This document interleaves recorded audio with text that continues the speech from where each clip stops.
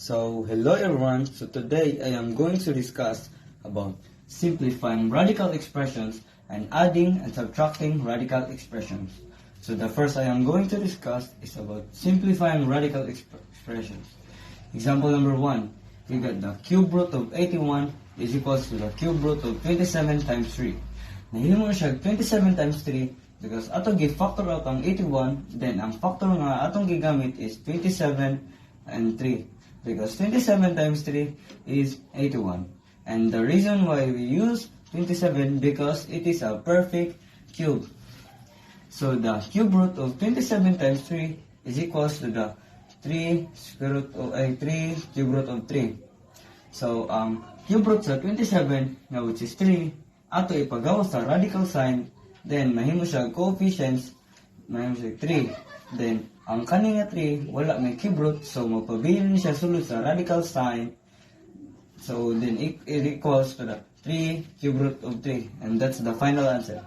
Number 2, the square root of 63. Square root of 63 is equals to the square root of 9 times 7. Nahimo siya 9 times 7 because ato gi-factor out ang 63, and the factors we use is 9 and 7. Because 9 times 7 is 63. And the reason why we use 9 because it is a perfect square.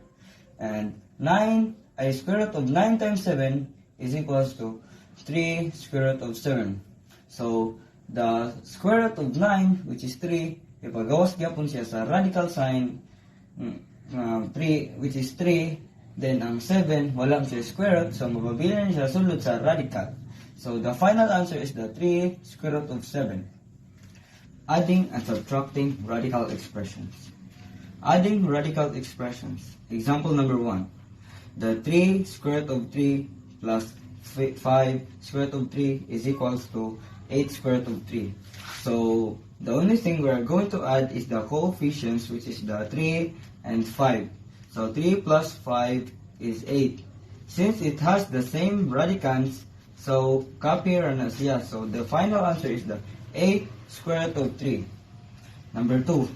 The 4 square root of 8 plus square root of 2 is equals to 4 square root of 4 times 2 plus square root of 2.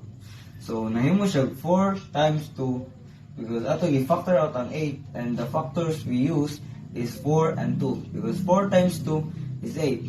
And the reason why we use 4 because it is a perfect square. So the 4 square root of 4 times 2 plus square root of 2 is equals to 2 times 4 square root of 2 plus square root of 2. So the square root of 4, which is 2, ato ipagawa sa radical sign, mahimo siya coefficients, then i-times siya sa coefficients nga other, which is 4. So mahimo siya, 2 times 4 square root of 2 plus square root of 2, and that equals to 8 square root of 2 plus square root of 2. So 2 times 4 is 8. 8 square root of 2 plus square root of 2 is equals to 9 square root of 2. So the ato i-add ang coefficients, which is 8 and 1. Dili walay 1 nakita pero naa na siya, pero in one imaginary 1 na siya. So 8 plus 1 is 9. Subtracting radical expressions. Example number 1. 4 square root of 6 minus square root of 6 is equals to 3 square root of 6.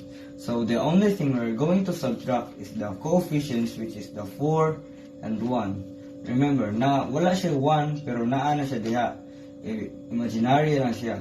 So 4 minus 1 is 3. And same radicants, copy. So the final answer is 3 square root of 6. Number 2. 3 cube root of 81 minus cube root of 3 is equals to 3 cube root of 27 times 3 minus cube root of 3. So nahimo siya 27 times 3, kaya ato gi-factor out ang 81. So and the factor we use is 27 and 3 because 27 times 3 is 81. And the reason we use 27 because it is a perfect cube. So the 3 cube root of 27 times 3 minus cube root of 3 is equals to 3 times 3 cube root of 3 minus cube root of 3. So the cube root of 27, which is 3, ay pagawas na to sa radical sign, mahimo siya coefficients, din multiply siya sa other nga coefficients nga 3 Japon.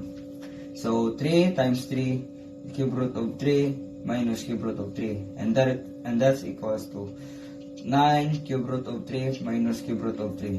So 3 times 3 is 9. 9 cube root of 3 minus cube root of 3 is equals to 8 cube root of 3.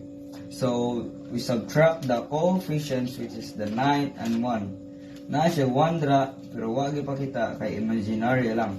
So 9 minus 1 is 8. And same radicand, then copy it. So the final answer is the 8 cube root of 3.